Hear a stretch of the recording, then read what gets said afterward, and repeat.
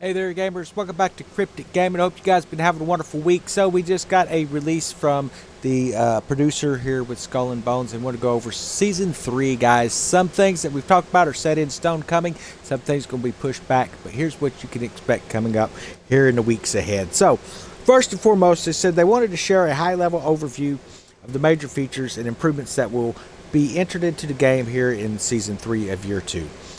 They wanted to add in Faction Wars. So it sounds like Season 3 will be the beginning of Faction Wars, guys. It says their vision for Faction Wars remains the same. A new community-driven in-game experience in which players will pick a side, fight for control over the Indian Oceans, and they're going to give a brief overview here. So we're going to pick a side at the beginning of the season, Campaign Royale or Dutch Merchant Company. It's going to be your choice. Participate in various activities to collect war assets and push your faction closer to victory. So we're going to be seeing some sort of a new battle pass, will be my guess here, guys. They had played around between a store or a battle pass. We'll be seeing a battle pass. We'll be seeing a infamy rank probably as well to track not only the progression of the faction, see who's in the lead, but the individuals within the faction, so you can find what rank you are in there. So that's going to be pretty cool. We're going to also see where you're going to be able to during each battle phase, aid a faction by capturing or defending the contested territories that come up. Now, we've discussed some of that, what that may look like here in the days ahead.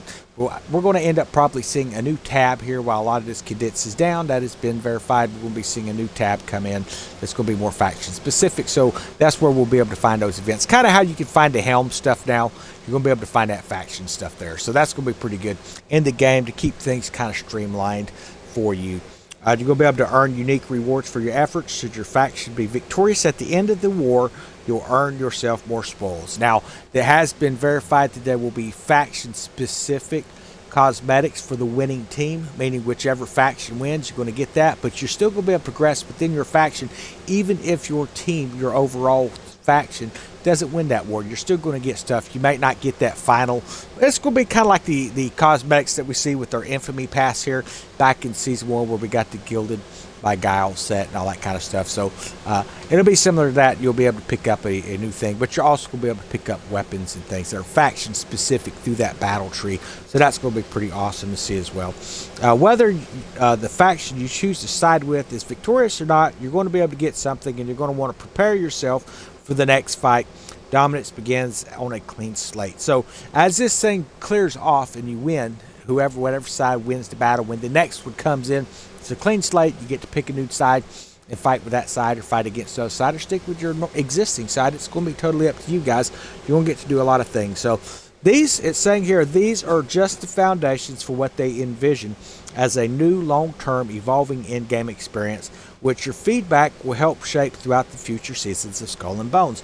Now, if you caught the other video where we had discussed some of the things that we want to see coming in and what it sounds like we're headed into, a expansive in-game taking place up here. This is the test phase for those codes, guys. We're seeing a lot of those test phases in here already today. There you go. You have your helm stuff, which is going to have hostile takeovers, defenses, and stuff. They'll be skinned over to make it faction wars, and they'll tweak these events a little bit as well. But it's going to be similar coding in that. So it's not going to be anything that's going to be too much of a shock at all. Like, oh, I'm not really sure how to do this stuff. We're going to be kind of eased into it from what it sounds like. So that's going to be pretty awesome to see that coming into the game. So something else, this is going to open a door for new features is what it's saying. So we're going to have more fearsome threats coming in. We're going to be able to hear a little bit more about that here at the end of the letter, so we'll definitely be looking forward on that here in just a minute. The Sloop of War, the Poison Spreader, that's what it's calling it. Year 2, Season 3 will bring a new medium ship that excels at dealing damage over time through its efficiency and the updated poison weapon archetype. If you like watching your enemies slowly wither away while you stay just out of reach, the ship is built for you. So we kind of have talked about this in a couple of videos, Season 3, that this ship is coming. And I also had hit it around that I think that Lepest is going to be making another experience or a little showing, and he is. There's going to be a mythic Lepest, and we're going to go over that tonight too, or a little bit here in just a moment. The narrative of DMC and Campaign Royale is going to be intensifying into story season. So when Season 3 kicks up, expect some more expansion on the storylines, what they're saying here, and it's going to be something that's going to be taking us on some season quests and contracts. Now, there's going to be some new things here, and I'm going to be posting these little tabs up for you guys and give you what information you're giving me here. But we're just going to have to wait and see on some of the stuff. So new weapons, armor, and furniture. We've discussed a lot of the new weapons coming in. The new blighted torpedo launchers that have poison, the new poison furniture, and then of course that new poison / lightning seafire weapon that's going to be going up onto the bow of your ship. Those are going to be in there, and of course the hull, the new ship is going to be in here as well. We're going to be seeing some new armors and things as well, so that's going to be pretty awesome. Obviously, as the pass expands, they're going to let us know which weapons are going to be where to get them. You know, some of them will be pass, some of them may be faction specific, some of them may be hidden behind this mythic La Peste. So that's going to be something we're going to have to look into here. Time limited events within season 3. Some of them are going to be coming back, so Requiem of the Lost will be returning into it. We're also going to see the Azure Solstice. Now, for those of you who faced this thing last year, you know a little bit more about it than some of the other guys, but understand they are going to have not just the existing rewards like the heliports from last year, they're going to have new rewards as well. So again, post that card up there for you guys. So Mythic La Peste, we're going to face off against La Peste, now endued with a renewed power, unleashing wider devastation as his new weapon spread a toxic plague during his deadly ramming phase. So he's going to be doing ramming and stuff a lot, like what we seen at the beginning, I believe. It says the encounter is going to give you a chance to secure loadouts that perfectly complement our new ship, the Sloop of War. That means that there's going to be something that you're going to be able to pick up within their furnitures, weapons, and things like that. So we're going to run this Mythic La Peste, guys. That's where your team's going to come in. For those of you in Discord groups and stuff, make sure you team up with your buddies. If you don't have a battle buddy and you're not part of Discord, hit me up in the comments section, guys. I'm going to get you an invite so you can come in and we can get you caught up between now and season 3. You've got some time. Don't freak out. If you're just kind of looking at joining this game, I know it's free on like PlayStation, some other consoles, and even pretty cheap for what it sounds like in PC. Definitely worth getting. We've hit a slow spot where they were trying to work on getting a more quality update, and it sounds like it is coming for us, guys. So it's going to be pretty awesome. Now, Ascension locking, this is one of the things I know I wanted to hit. It is going to be season 3. It says since the introductory of the weapon Ascensions, one highly requested feature was Hippo Nuggets. Oh, I'm sorry. No, I'm having a backflash to a further video back in the day. It was to have a ability to lock in the perks and then roll out the percentages. And they're going to be adding that on here. So we're going to be able to lock in whatever the perk is that we want to have. And then we're going to be able to... So we actually have something called a maintenance perk that's going to be adding in here. Now, understand, this is not just going to be weapons Ascensions. This, what I've just told you about the maintenance perk, that's going to be restoring 135 to 180 whole health per second. That is similar to what you get with that Ouroboros armor, and that is going to be on Armor Ascension, which is Season 2, Year 3. The Blacksmith is going to have Armor Ascension, and that is going to be one of the awesome things to be able to put on there. You can lock in not just the type of perk, but you're going to be able to roll in those percentages as well. They're going to be adding an additional 15 rolls to the already existing there. So if you've got something that's rolled out, you're fixed to get 15 more rolls on that item, and it's going to be something where when it comes in, you can lock it in and roll those percentages. So it sounds like they've done a better job of getting some balance in here as well. So definitely looking forward to that. These Armor Ascensions is going to be a very welcome addition to this game. Now, what is that going to do to the level of our ships? Will we now be seeing ships that go above level 15? I would not be surprised to see if we can do that. Now, we've already seen some level 20 and even level 30 ships. So, I was playing earlier today with the Discord lead, Why So Serious. Definitely check out his build videos over on his YouTube, guys. He's ran into a man of war several times, 6 times to be exact, over by Megafort Houston on Tier 2, and happened to be in teams of up to 10 people when this thing shows up, and they're struggling to be able to sink this thing and having to run from the area. It's a level 30 ship. So that's something that's being slowly implemented. As we talked about coding in the last video, they slowly implement some codes, which could be these types of ships. Now, understand the convoy that used to have the Man of War, it was one of the treasure ship convoys that carried a lot of riches. This has been years ago that you would have to try and take this convoy down, and we will eventually be seeing those ships entering into this game, and probably sooner than later is my guess, because we're starting to run into that in some situations where they're testing these codes out. So that's going to be pretty awesome to see that coming into the game. So as we said, we're going to be able to get that additional 15 rolls.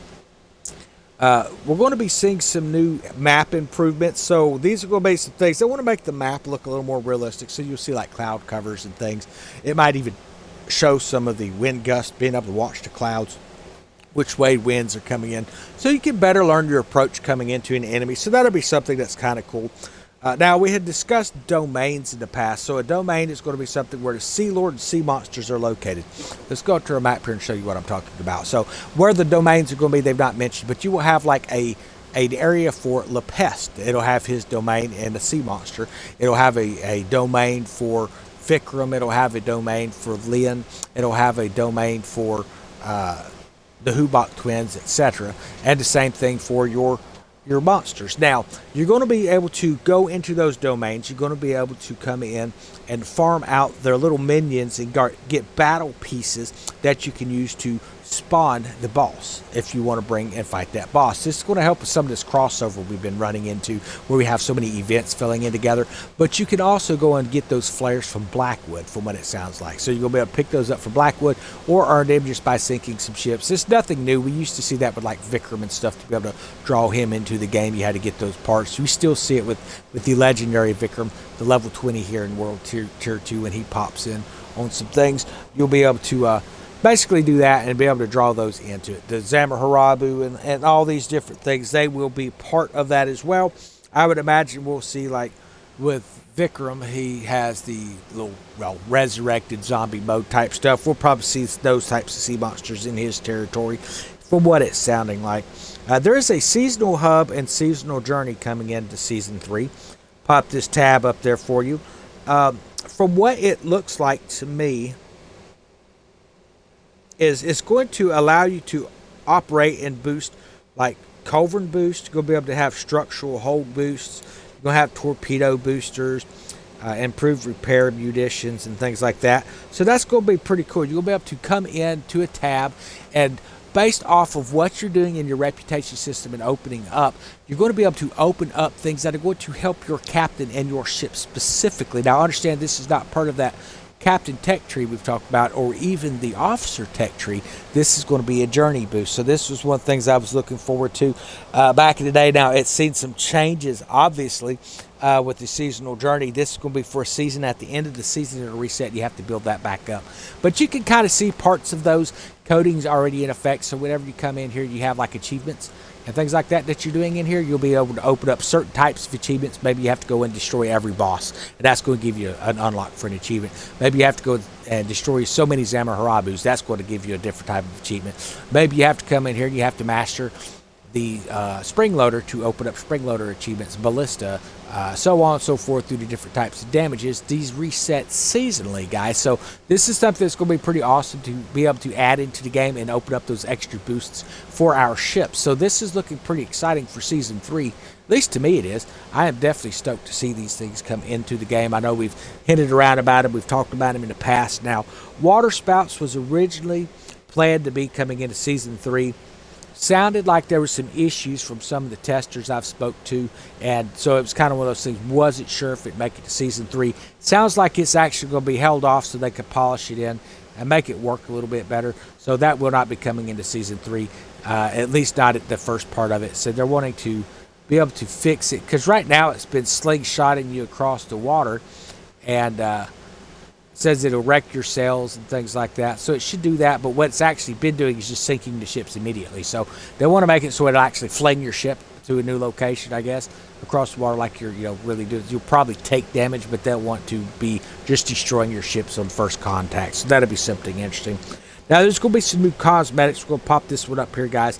It'll have you a more fearsome look for your captains and stuff, different types of effects. So pretty cool looking cosmetics. Certain aspects of it I definitely like.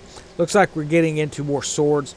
We're getting into more of the flintlocks and stuff like that. So we must be getting pretty close to hopefully seeing some of these hand-to-hand combat systems. Now, if you notice, we didn't see anything about hand-to-hand combat in here.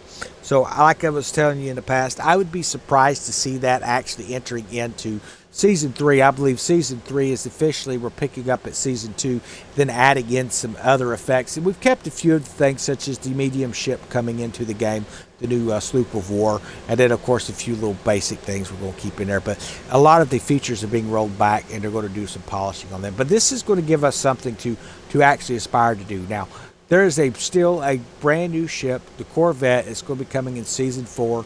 We're going to post a picture of it. Now, I understand this is just some artwork that they put out. It's subject to change. It may look totally different. I hope it does. My understanding is it's supposed to look more like a large brigantine, so this doesn't really look so much like a brigantine as it does. Yeah, I'm not really sure what it looks like, but you can see the image there, guys. Hopefully that's something that you will enjoy there. So one of the things that we are looking at, and this is just what they write here. So this is supposed to be, speaking of threats, the threats they were talking coming into the game.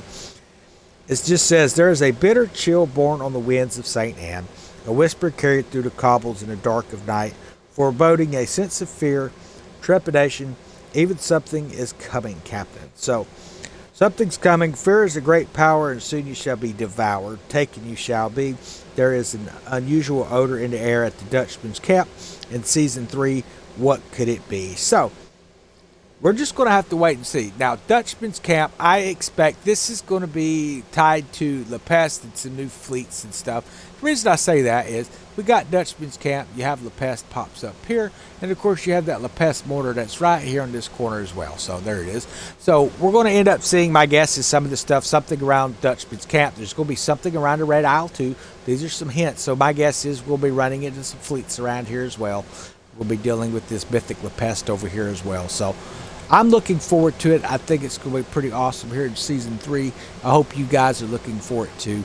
And I will catch you guys later. Now, on closing, tonight, 9 o'clock Central, if you have a Twitch account, make sure that you tune in. They will be doing a live stream. That's right. Ubisoft is coming in with their developers. They're going to do another deck stream. And they're supposed to be answering some questions and revealing further information of the new roadmap. So I expect we're going to be seeing that new roadmap get released pretty soon. So make sure, if you can, make it in there tonight, 9 p.m. Central Time, guys. So whatever time zone you are, you're going to have to see what time it is compared to 9 p.m. Central. So y'all have a wonderful day. We'll hop off here.